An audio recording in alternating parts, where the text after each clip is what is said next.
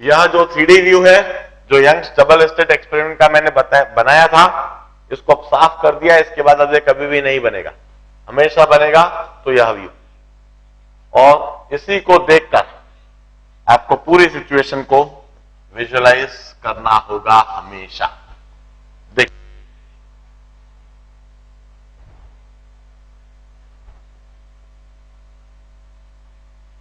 Eight any point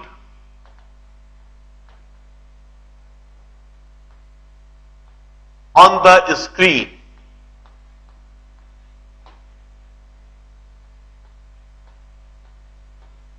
due to two source S1 and S2.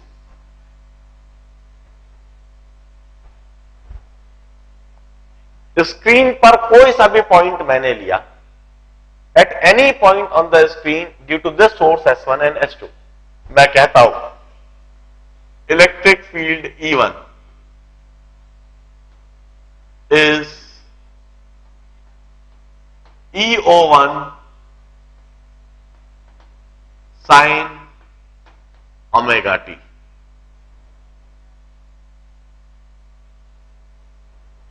and electric field E2 is EO2 sin omega t plus del। अब ये कैसे लिखा है मैं समझाता हूं। देखिए, S1 से पॉइंट P1 की दूरी है x1, S1 से पॉइंट P की दूरी है x1 और S2 से पॉइंट P की दूरी है x2। एक वेव S1 से P तक चली और एक वेव S2 से P तक चली। इन दोनों वेव में पाथ डिफरेंस होएगा, and that path difference would be x2 minus x1। इस समय मैं ये बात मान लेता हूं कि S1 और S2 सेम फेज में है, दोनों से एक साथ वेव रेडिएट हो रही है। S1 से एक वेव पॉइंट P तक चलती है और S2 से एक वेव पॉइंट P तक चलती है। यह वेव x1 दूरी ट्रेवल कर रही है और दूसरी वेव x2 डिस्टेंस ट्रेवल कर रही है। दोनों वेव अलग अलग डिस्टेंस ट्रेवल कर रही है, इसलिए दोनों वेव में पाथ डिफरेंस होगा, and that path difference is x2 minus x1। अब इस पाथ डिफरेंस की वजह से वहां पर एक फेज डिफरेंस होगा, and that phase difference would be 2 pi by lambda into path difference. और यह फेज डिफरेंस इधर दिख रहा है इन दोनों इक्वेशन में। अब E1 equal to EO1 sine omega t, इसका मतलब क्या है? इसका मतलब है कि यदि सोर्स S2 नहीं होता, वहां पर सिर्फ सोर्स S1 होता और सिर्फ सोर्स S1 से लाइट वेव्स पॉइंट P तक पहुंच रही होती, तो पॉइंट P पर इलेक्ट्रिक फील्ड इस इक्वेशन के अकॉर्डिंग वेरी हो रही होती। वहां पर इलेक्ट्रिक फील्ड एम्पलीट्यूड EO1 होता साइन ओमेगा टी, उसका phase omega t. Now what do you mean by this equation? E2 equal to EO2 sine omega t plus z. इसका मतलब मान लीजिए सोर्स S1 नहीं होता, वहां पर सिर्फ सोर्स S2 होता और सिर्फ सोर्स S2 से वेव एमिट हो रही होती और वह वेव एमिट होकर पॉइंट P तक पहुंच रही होती, तो पॉइंट P पर इलेक्ट्रिक फील्ड इस तरह से वेरी हो रही होती, EO2 sine omega t plus z. EO2 is electric field amplitude due to source S2 और वह सोर्स S1 से डेल के फेस पर, वो डेल का फेस इधर से आया। अब हम कहते हैं कि वहां पर ऐसा नहीं है, कि सिर्फ सोर्स S1 ही है या सिर्फ सोर्स S2 है। इनफैक्ट वहां पर तो दोनों ही सोर्स है।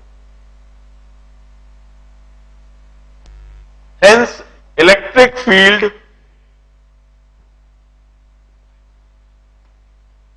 at point P is the vector sum of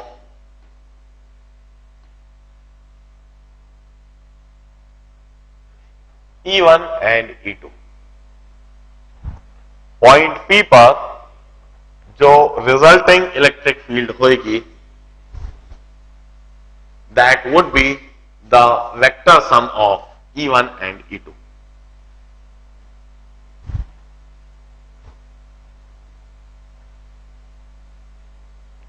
और हम कहते हैं दिस इलेक्ट्रिक फील्ड E1 और E2 जब हम ऐड करेंगे तो EO1 sine omega t plus EO2 sine omega t plus del.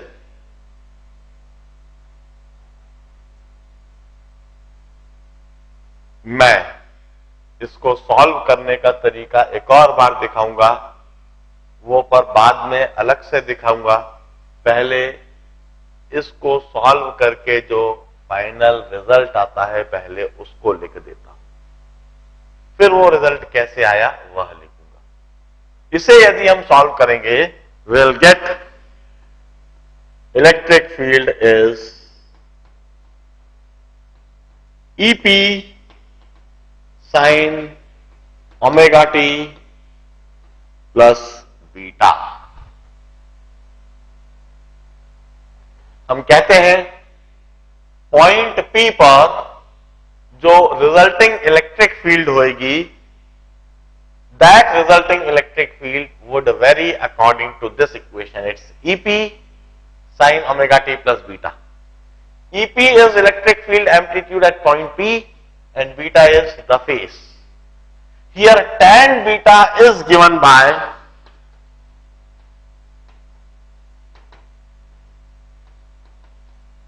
EO2 sin del upon EO1 plus EO2 cos del।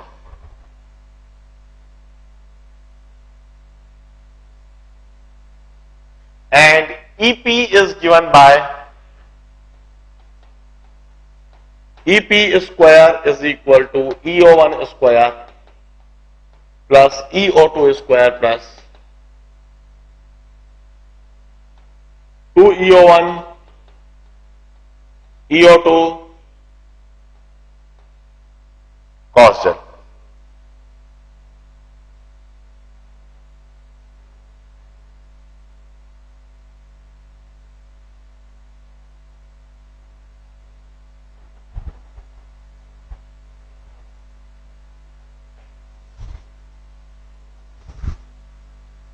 मैं एक और बार अवश्य वह रिकॉल कराऊंगा कि यह कैसे आया है।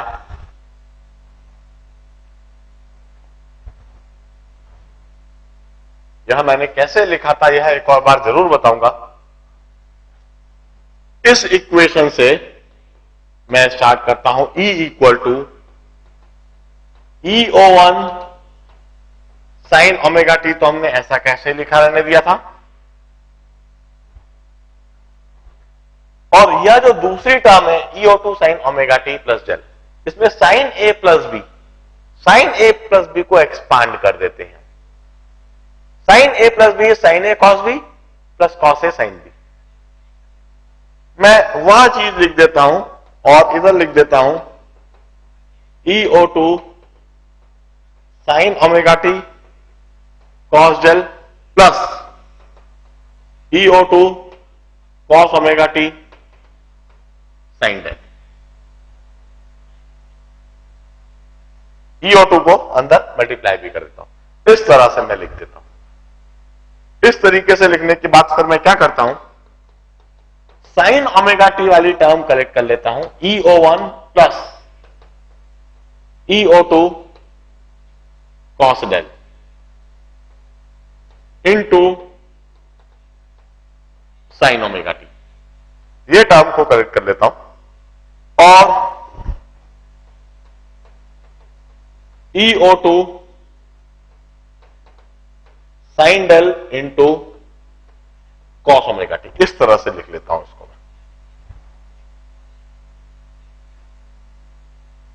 इस तरह से लिखने के बाद now what I do is EO1 plus EO2 cos del, इसकी जगह मैं लिखता हूं EP कॉस बीटा।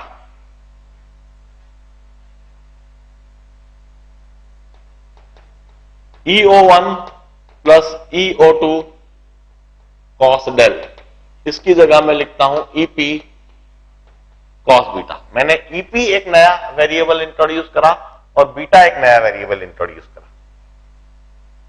और EO2 साइन डेल की जगह मैं लिखता हूं EP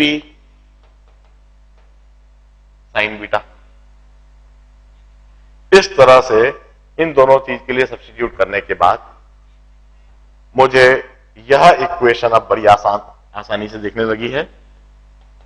E is equal to EP cos beta sine omega t plus EP sine beta cos omega t, और इस तरह से यह E is equal to EP sine omega t plus beta, यह इक्वेशन मुझे दिखने लगती है।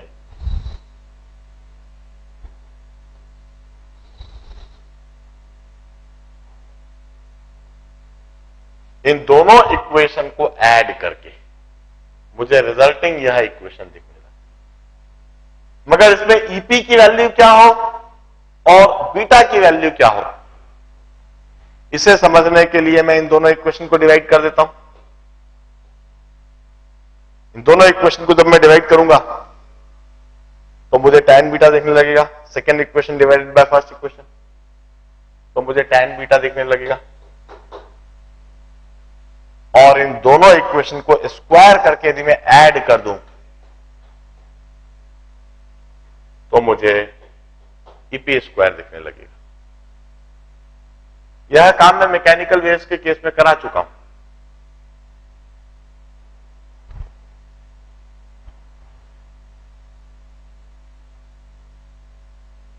अब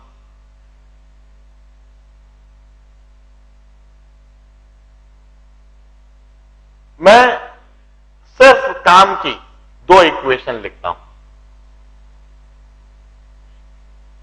यह पॉइंट लिखा रहने देता हूं, at any point on the screen path difference is x2 minus x1 due to two sources, phase difference होएगा 2 pi by lambda into delta x, और सोर्स S1 की वजह से यह इलेक्ट्रिक फील्ड, सोर्स S2 की वजह से यह इलेक्ट्रिक फील्ड। और in order to save some space मैं इधर यह लिख देता हूं E is equal to E1 plus E2,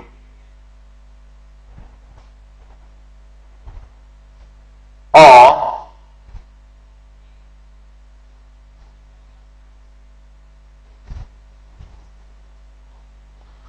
फिर ये सारी चीज साफ करके मैं कहता हूं this electric field at point would be given by EP sine omega t plus beta.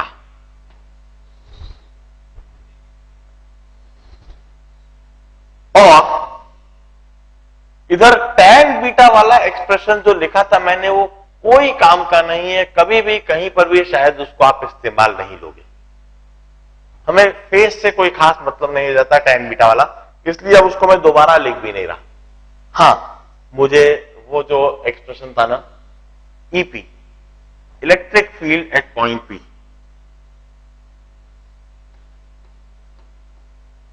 वो एक्सप्रेशन जरूर काम का है, उसको मैं लिख रहा हूं EP square is equal to EO one square plus EO two square plus 2 EO one EO two cos del. यह जरूर काम का, इनफैक्ट बहुत काम का।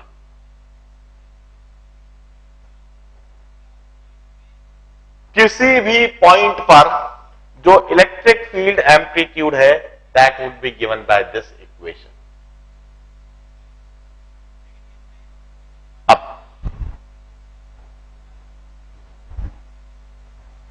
हम कहते हैं पॉइंट पर हमने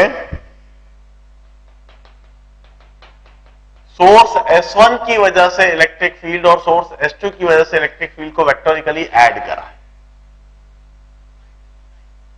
सोर्स S1 की वजह से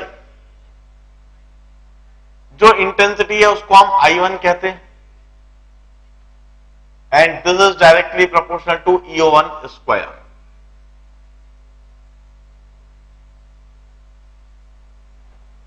सोर्स S1 की वजह से जो इंटेंसिटी है दैट इज I1, जिसको हम कहते हैं ईओ1 स्क्वायर, और सोर्स S2 की वजह से पॉइंट P पर जो इंटेंसिटी है that would be I2 and that would be directly proportional to EO two square. और पॉइंट P पर जो इंटेंसिटी होगी that is directly proportional to EP square. So I may always write intensity at point P is I1 plus I2 plus 2 under root of I1 I2 cos del।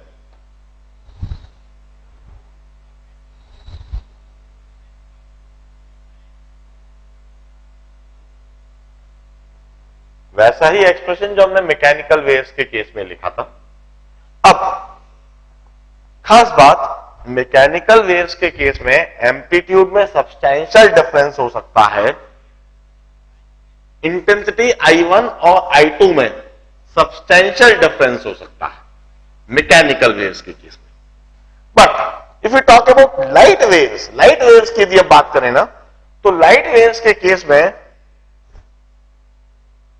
ईओ1 और ईओ2 में कोई खास difference नहीं होता है। I1 और I2 में कोई खास डिफरेंस नहीं होता। मैं इधर लिखता हूं फॉर लाइट वेव्स जनरली। अब इधर भी मैं ऑलवेज नहीं लिखा हूं, generally ईओ1 is nearly equal to EO2 is nearly equal to EO।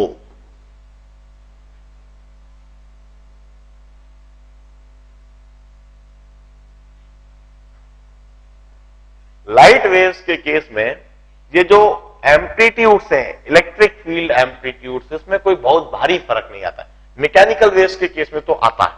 जैसा मैंने कहा कि भाई रस्सी को आप बहुत ज्यादा एम्पलीट्यूड से इधर हिला रहे हो और सामने कम एम्पलीट्यूड से हिला रहे हैं, तो इधर तो एम्पलीट्यूड में अच्छा खासा फर्क दिखता है।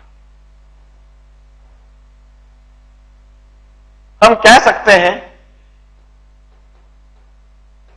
EP square is equal to EO square plus EO square plus 2 EO square cos del, और EP square equal to 2 times EO square into 1 plus cos del, or EP square equal to 4 times EO square cos square del by 2।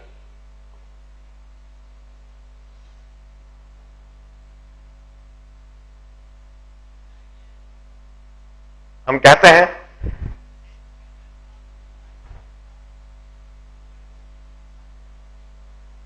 EO square is directly proportional proportional to intensity of slit. जितनी ज्यादा slit की intensity है उतना ही ज्यादा EO square होएगा, and EP square is directly proportional to intensity at point P.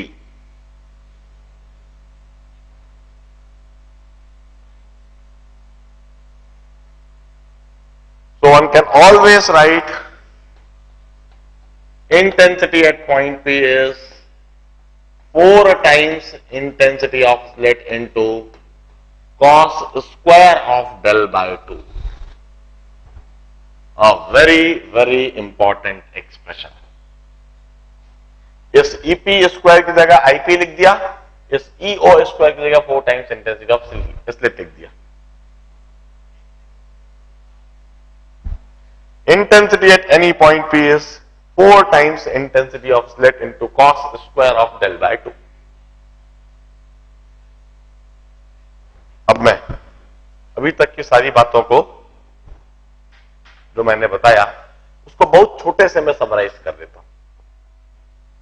हम कहते हैं किसी भी पॉइंट पर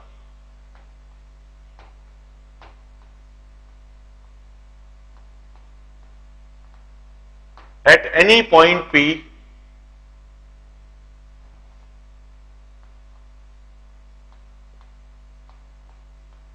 on the screen path difference होता है. स्क्रीन पर किसी भी पॉइंट पर पाथ डिफरेंस होता है डेल्टा एक्स, जो कि होता है x2 minus x1. Path difference मतलब S1 से पहुंचने वाली वेव और S2 से पहुंचने वाली वेव उस पॉइंट पर, उन दोनों के द्वारा डिस्टेंस ट्रेवल्ड में फर्क होता है, उनके द्वारा पाथ ट्रेवल्ड में फर्क होता है, जिसको हम पाथ डिफरेंस कहते हैं delta x x2 minus x1. उस पाथ डिफरेंस के होने से वहां पर फेज डिफरेंस आता है.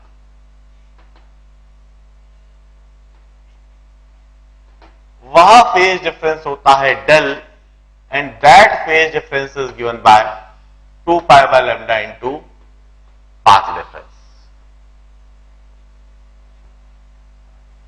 और इस फेज डिफरेंस के आ जाने से उस पॉइंट पर इंटेंसिटी अलग अलग हो जाती है, and that intensity is given by 4 times intensity of slit into cos square of del by 2.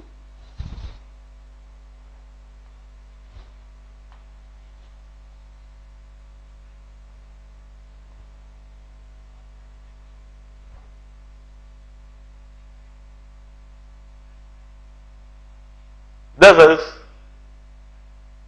the final summary of the whole article. Screen पर कोई सा भी पॉइंट यदि हम लेते हैं तो उस स्क्रीन पर कुछ पाथ डिफरेंस फाइनाइट होता है, डिटरमाइन करा जा सकता है, कैलकुलेट करा जा सकता है. उस पाथ डिफरेंस के हिसाब से वहां कुछ फेज डिफरेंस होता है, उसको भी डिटरमाइन करा जा सकता है, कैलकुलेट करा जा सकता है. और उसी फेज डिफरेंस के हिसाब से वहां पर इंटेंसिटी बनती है, अलग अलग इंटेंसिटी बनती है, और वह इंटेंसिटी हम इस तरीके से लिखते हैं. अब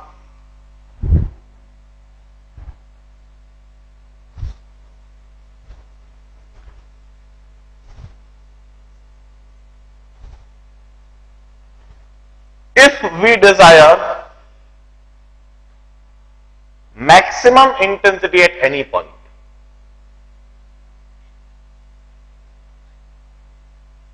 इस कंडीशन को लिखने के बाद मैं साफ करूंगा और मुझे दोबारा इधर लिखना ही पड़ेगा. Path differences x2 minus x1, phase differences 2 pi by lambda into delta x, and intensity at point P is 4 times intensity of slit into cos square del by 2. अब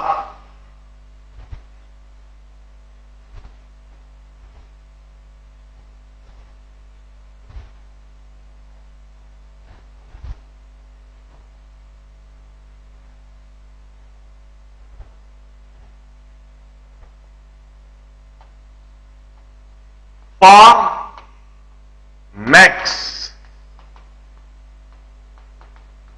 intensity at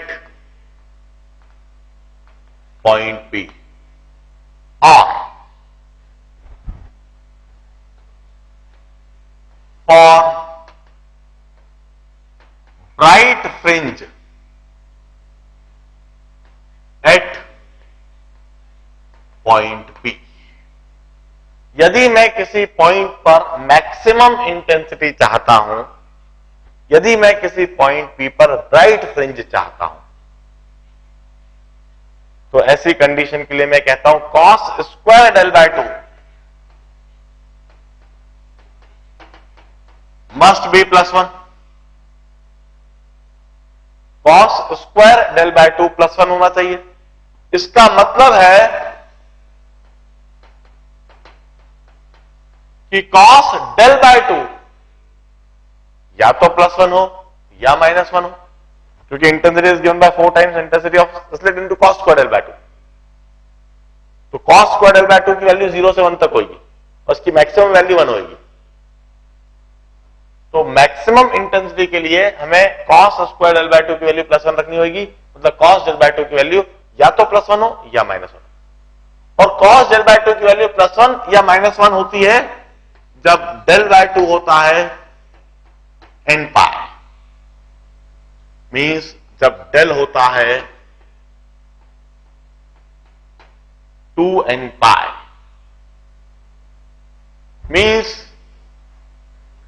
डेल की value या तो 0 हो या 2 पाई हो या 4 पाई हो या 6 पाई हो and so on.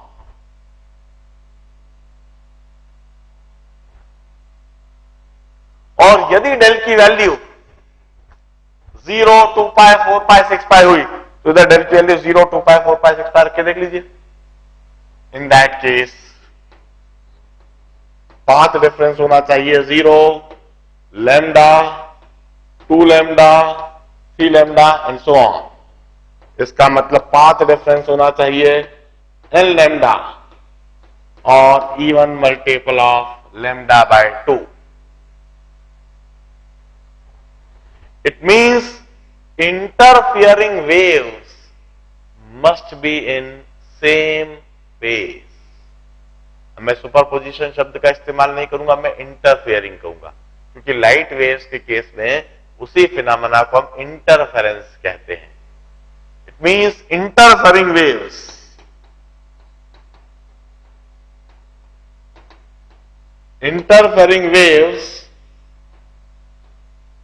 must be in same phase।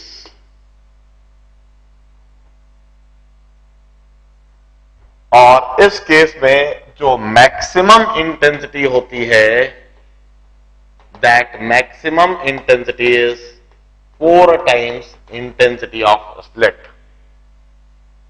And this situation is termed as constructive interference।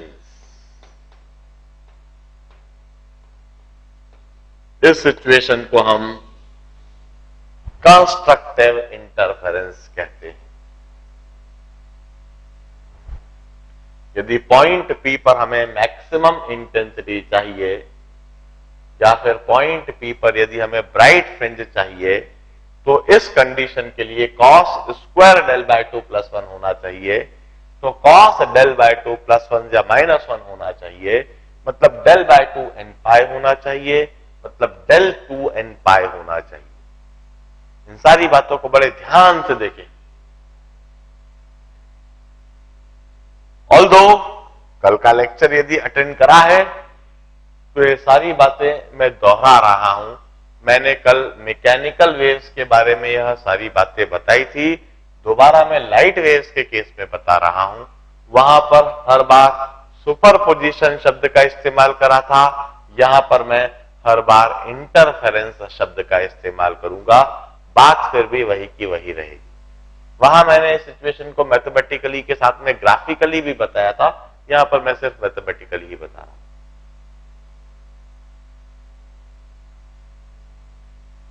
अब यदि मुझे मिनिमम इंटेंसिटी चाहिए at point P,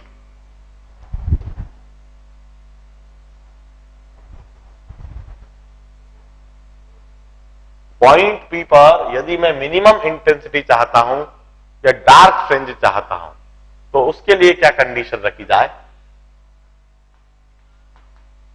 for minimum intensity at P और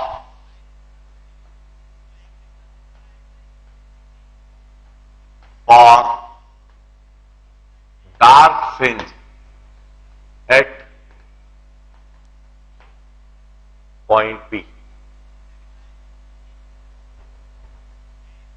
हम कहते हैं इस सिचुएशन के लिए cos square del by two zero होना चाहिए। Cos del by two zero, देखिए cos square del by two, जो इंटेंसिटी एट पॉइंट पे लिखा है मैंने, that is 4 times intensity of slit into cos square del by two. 4 constant है, intensity of slit constant है, 4 टाइम्स इंटेंसिटी ऑफ स्लिट, ये term पूरी तरह से कांस्टेंट है। तो वेरिएशन इंटेंसिटी में हो क्यों रहा? वेरिएशन इंटेंसिटी में इसलिए हो रहा है क्योंकि cos square del by two term जो है ना, ये वेरी हो रहा है। Cos square del by two की वैल्यू 0 से +1 तक होती है, 0 से कम नहीं हो सकती क्योंकि ये स्क्वायर फंक्शन है, इसकी वैल्यू कभी नेगेटिव नहीं होगी, और 1 से ज्यादा नहीं हो सकती क्योंकि कॉस डेल बाय टू की वैल्यू 1 से ज्यादा नहीं होगी, तो cos square del by two की वैल्यू भी 1 से ज्यादा नहीं होगी। तो cos square del by two ये हमेशा 0 से 1 के बीच में होगा, मैक्सिमम केस में यह +1 होगा और मिनिमम केस में यह 0 होगा। तो cos square del by two minimum intensity के लिए 0 कर दिया, कॉस डेल बाय टू 0 हो गया। और कॉस डेल बाय टू 0 तब होता है जब डेल बाय टू होता है odd multiple of pi by 2 और del is odd multiple of पाई।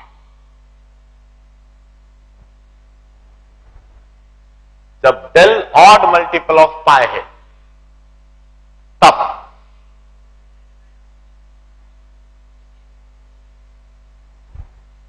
वहां पर मिनिमम इंटेंसिटी होगी और डार्क फ्रिंज बनेगी। हम कहते हैं इसका मतलब डेल की वैल्यू होना चाहिए पाई या फिर 3 पाई या फिर 5 पाई या फिर 7 पाई एंड सो ऑन।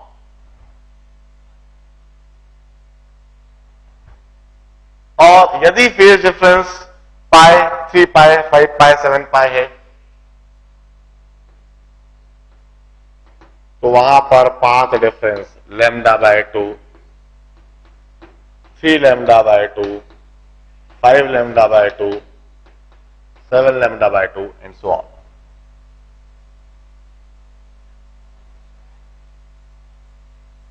इसका मतलब वहां पर पाथ डिफरेंस भी होना चाहिए odd multiple of lambda by 2, और जहां path difference odd multiple of lambda by 2 है, फेज डिफरेंस भी odd multiple of lambda by 2 है। हम कहते हैं there is the condition of waves in opposite phase. It means interfering waves must be in opposite phase. Interfering waves must be in opposite phase. Opposite phase की जब waves interfere करेंगी तब वहां यही सिचुएशन बनेगी। और ऐसे केस में जो मिनिमम इंटेंसिटी होगी that would be 0 and this situation is termed as destructive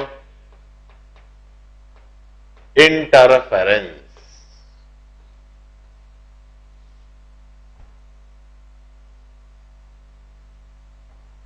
इस सिचुएशन को हम डिस्ट्रक्टिव इंटरफेरेंस कहते हैं।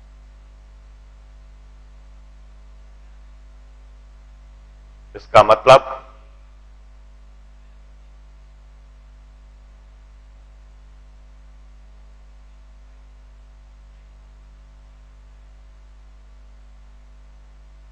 जरा देखें, किसी भी पॉइंट पर इंटेंसिटी इस एक्सप्रेशन से दी जाती है जो कि फेस पर डिपेंड करती है, जो कि पाथ डिफरेंस पर डिपेंड करती है।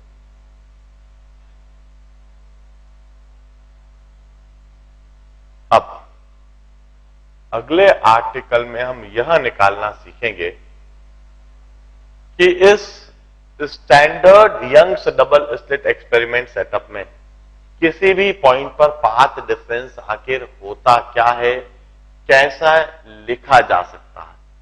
एक बात निश्चित है, किसी भी पॉइंट पर जो पाथ डिफरेंस है वो पॉइंट की लोकेशन पर डिपेंड करेगा। जैसे आप ऐसे ही सोचिए, ये S1 S2 दो सोर्स है। यदि मैं कोई पॉइंट बिल्कुल सिमेट्रिकली बिल्कुल बीच में ले लूं तो S1 से आने वाली वेव भी उतनी ही दूरी ट्रेवल करेगी जितनी S2 से आने वाली वेव ट्रेवल करेगी। S1 से आने वाली वेव और S2 से आने वाली वेव, दोनों वेव के डिस्टेंस ट्रेवल में कोई फर्क नहीं होगा, पाथ डिफरेंस 0 हो जाएगा। और अब जितना ऊपर मैं जाता जाऊंगा तो S1 से आने वाली वेव के द्वारा डिस्टेंस ट्रेवल कम होएगा और S2 से आने वाली वेव के द्वारा डिस्टेंस ट्रेवल ज्यादा होगा, तो पाथ डिफरेंस बढ़ता जाएगा। इसी तरह से यदि मैं नीचे जाऊंगा तो नीचे जाने पर S2 से आने वाली वेव का डिस्टेंस कम होगा और S1 से आने वाली वेव का डिस्टेंस ज्यादा होगा, तब भी एनीवे पाथ डिफरेंस बढ़ेगा। अब उस पाथ डिफरेंस को कैसे निकाला जाए, ज्योमेट्रिकली हम उस पाथ डिफरेंस को डिटरमाइन करेंगे। आज नहीं करेंगे, कल करेंगे।